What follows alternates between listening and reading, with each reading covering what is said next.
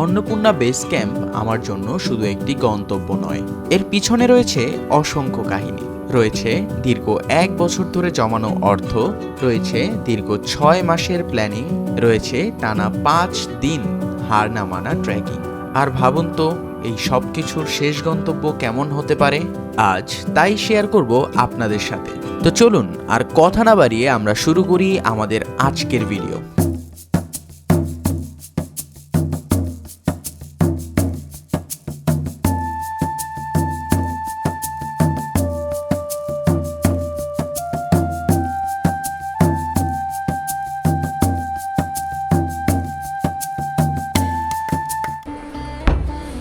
আসসালামু আলাইকুম, good morning from Diwali. তো আকাশটা কিন্তু অনেক বেশি পরিষ্কার।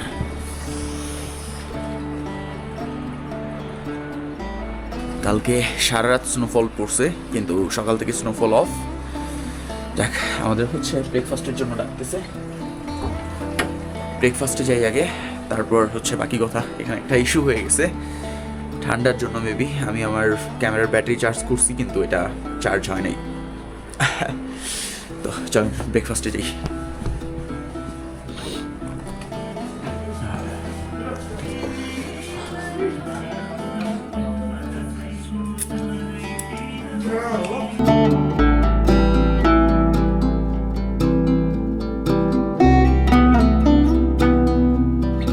অনেকগুলো লেয়ারের বিকল্প নাই আজকে।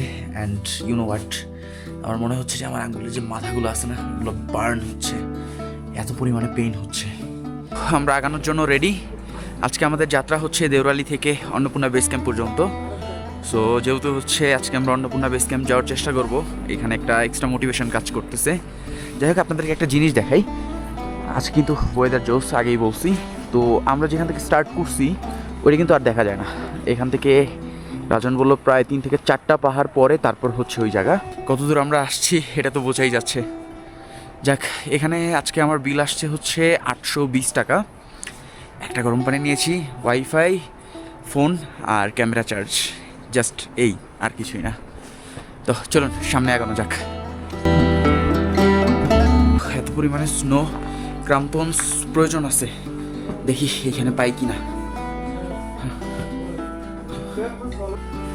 তো আমরা পরে নিছি। এটা হচ্ছে বরফে হাঁটতে হেল্প করে, গ্রিপ ভালো পাওয়া যায়। এখান থেকে হচ্ছে রেন্ট নিয়ে নিলাম। রেন্টে পড়েছে হচ্ছে 1000 টাকা 2 দিনের জন্য। আর 1000 টাকা হচ্ছে সেফটি মানি দেওয়া লাগছে, যেটা হচ্ছে এখানে যখন আবার আমরা ফেরত দিব তখন তারা আবার ব্যাক করে দিবে। এই যে এইটা হচ্ছে সেই মোদি রিভার, যেটা হচ্ছে আপনাদেরকে ব্যাম্বুতে দেখিয়েছিলাম, যদিও এখন বরফে জমে গেছে। আজকে আমরা এটার পাশ দিয়েই যাব। মার্ক করা আছে way to MBC or ABC.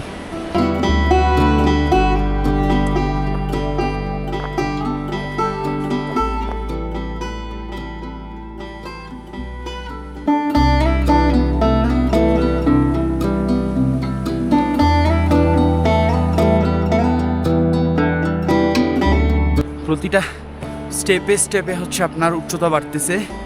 আর আজকের দিনটা একটা চ্যালেঞ্জ হবে, কারণ আজকে আমরা অলমোস্ট 1000 মিটার উচ্চতা আহরণ করব, যেটা বাংলাদেশের সবথেকে বড় যে পাহাড়টা আছে ওইটার সমান। ওইটা বড় কথা না, বড় কথা হচ্ছে যে এইটা আমাদের একদিনে উঠতে হবে।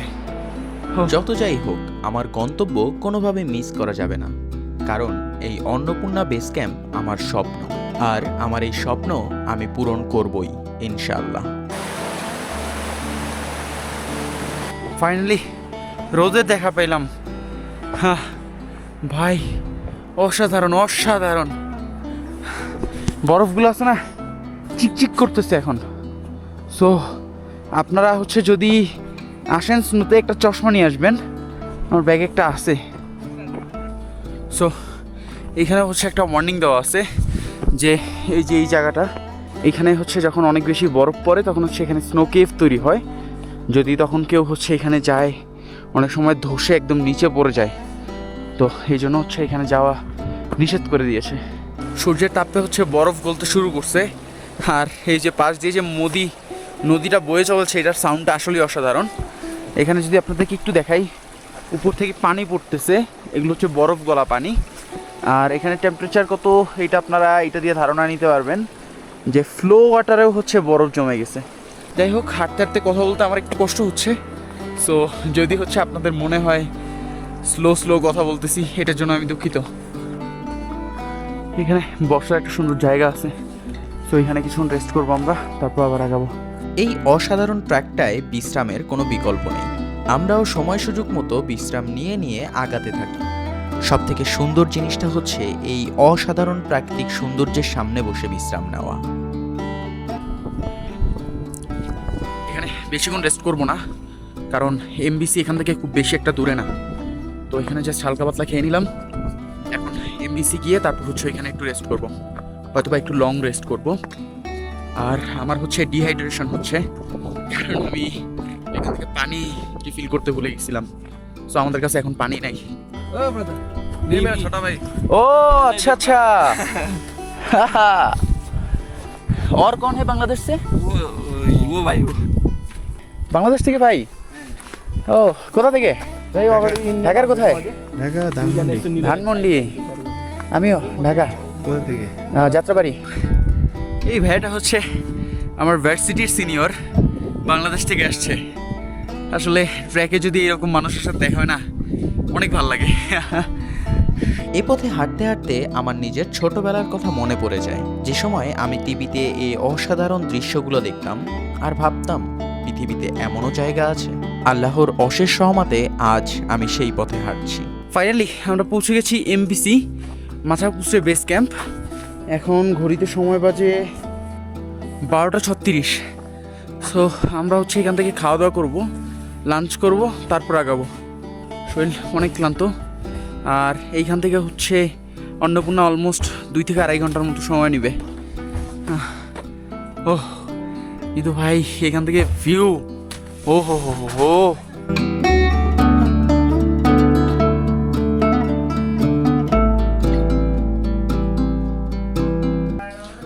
এটা হচ্ছে এখানে ডাইনিং এরিয়া, আর আমাদের খাবারও চলে আসছে।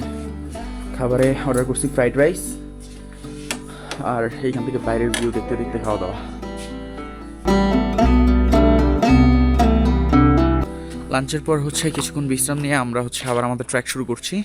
আর আপনাদেরকে একটা জিনিস দেখাই, এই যে এইটা দেখছেন, এইটা হচ্ছে নেপালের অন্নপূর্ণা যে রেঞ্জ আছে, এটার হচ্ছে রেস্কিউ সেন্টার। আর আমাদের তো ওই উপর পর্যন্ত যেতে হবে।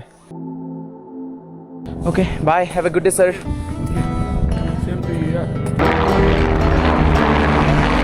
বিশ্রামের পরেও কেমন জানি মনে হচ্ছে পা আর চলছে না, কিন্তু অন্নপূর্ণা বেস ক্যাম্প পৌঁছানোর অকুল ইচ্ছা শক্তিতে আমি 1 পা 2 পা করে সামনে আগাতে থাকি।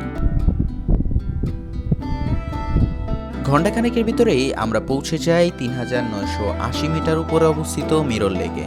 যদিও গত বেশ কিছুদিন যাবৎ স্নোফল এবং অতিরিক্ত ঠান্ডার কারণে পুরো লেকটি জমে গিয়েছে। সেখানে এত পরিমাণে বাতাস ছিল যে আমি ভয়েস দেওয়ার পরেও সেখানে কোনো কিছুই রেকর্ড হয়নি। যাই হোক, মিরর লেকের আসল সৌন্দর্য দেখার জন্য আপনাদেরকে একটা মিরর লেকের ছবি দিয়ে দিচ্ছি। অনেক বেশি ঠান্ডা বাতাস বইতেছে। আসলে এত উৎসাহে হচ্ছে মেঘ পাস হচ্ছে, সো মেঘ পাসের সাথে সাথে হচ্ছে যে বাতাসটা অনেক তীক্ষ্ণ। আমি একটু আগে হচ্ছে বাতাসের ভিতরে একটা ভিডিও করতে চাইছিলাম, কিন্তু ওইটার ভয়েস একটু আসে নাই, বাতাসের এত সাউন্ড। যাক, এখান থেকে হচ্ছে অন্নপূর্ণা বেস ক্যাম্পটা দেখা যাচ্ছে ফুল অন মেঘের ভিতরে। কিচ্ছু দেখা যাচ্ছে না, আর মেঘ যে একদম আসতেছে এটা বোঝা যাচ্ছে। এখানে যে ওয়েদার একদম ইনস্ট্যান্টলি চেঞ্জ হয়। একটু আগেও হচ্ছে এখান থেকে অন্নপূর্ণা বেস ক্যাম্প দেখা যাচ্ছিল, এখনও দেখা যাচ্ছে না, অনেক দূর এখনো।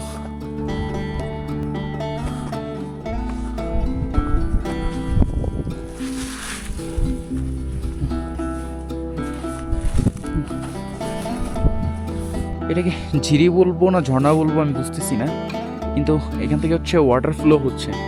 যদিও উপর থেকে দেখে বোঝা যাচ্ছে না, কিন্তু যদি একদম ক্লোজলি যাই তাহলে সাউন্ডও পাওয়া যাচ্ছে।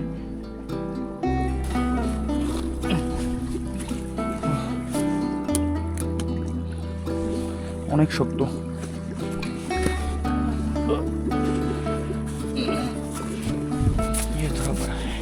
এটা একটু বড়,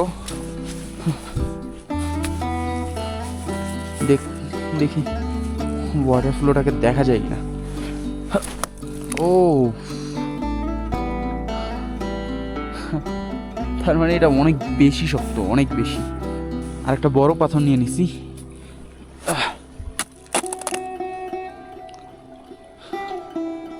ঘড়িতে এখন সময় বরাবর 3:20, আর আলহামদুলিল্লাহ আমরা পৌঁছে গেছি অন্নপূর্ণা বেস ক্যাম্পে।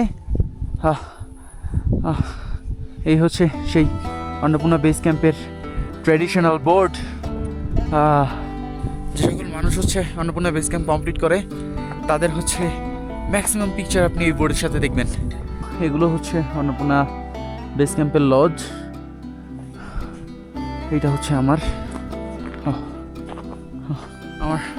অনেক বেশি অ্যালটিটিউড সিকনেস হচ্ছে, লাইক আমার মাথা অনেক বেশি ঘুরাচ্ছে, ব্যথা করতেছে, শ্বাস নিতে একটু প্রবলেম হচ্ছে।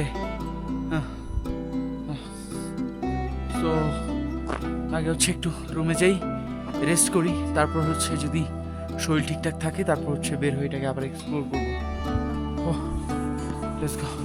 এটা হচ্ছে আমার রুম। 5 জন থাকা যায়, যদিও আমি একা।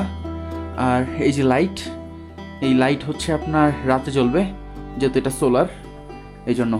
লাস্ট হচ্ছে কালকে আমরা দেওরালিতে চার্জ করছিলাম ফোন, এরপর এমবিসিতেও হচ্ছে আমি হালকা পাতলা চার্জ করে নিয়েছিলাম, কিন্তু এবিসিতে কিন্তু হচ্ছে চার্জিংয়ের কোনো অপশন নাই।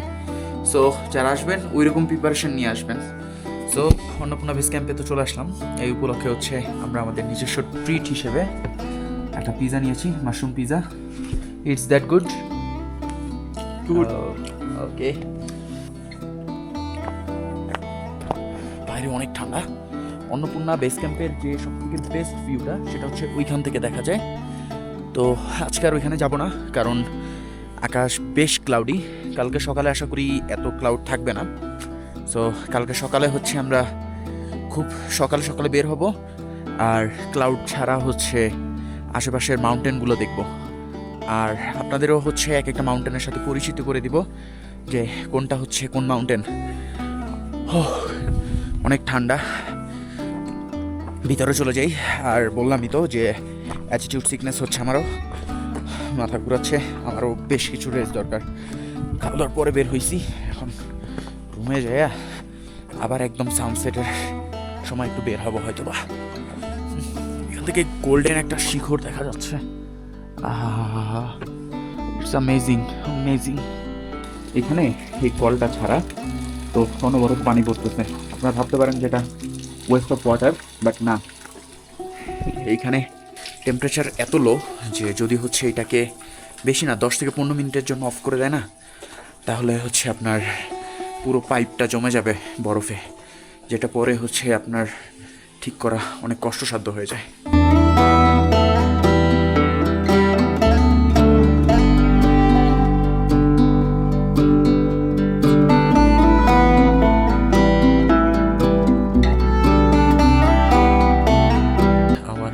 প্রচুর পরিমাণে মাথা ব্যথা করতেছে, মাথা ঘুরাচ্ছে। আমি ঘুমাই গেছিলাম পুরা, মাত্র হচ্ছে ডিনারের জন্য উঠে আনলো। ডিনারে অ্যাজ ইউজুয়াল যা থাকে, নেপালি থালি।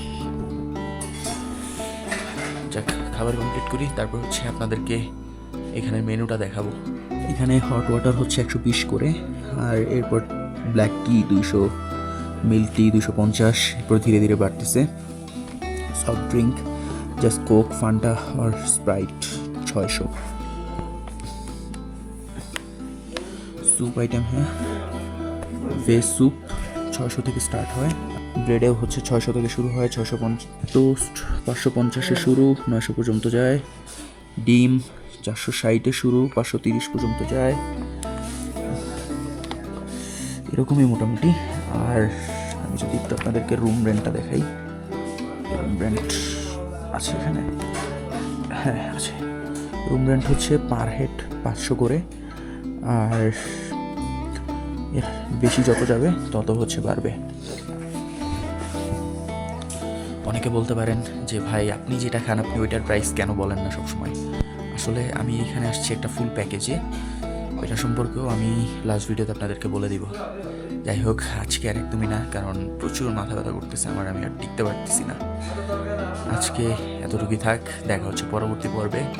আশা করি কালকে সকালে খুব সুন্দর একটা সকাল হবে অন্নপূর্ণা বেস ক্যাম্পে, অনেকগুলো হিমালয়ের মাঝখানে। সেই ভিডিও দেখার আমন্ত্রণ জানিয়ে আজকের মতো আমি বিদায় নিচ্ছি। সকলে ভালো থাকবেন, সুস্থ থাকবেন। আল্লাহ হাফিজ, আসসালামু আলাইকুম।